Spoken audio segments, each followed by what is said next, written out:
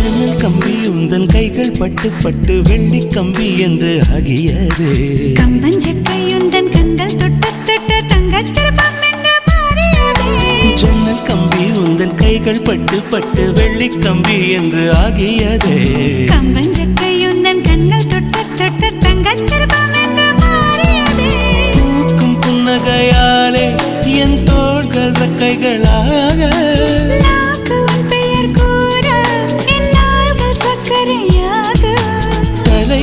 தடுமாற்றம் தந்தாய் என்னில் என் கால்வெண்ணில். நான் பறிந்து வைத்து சூரியன் ஒளிருகின்றது.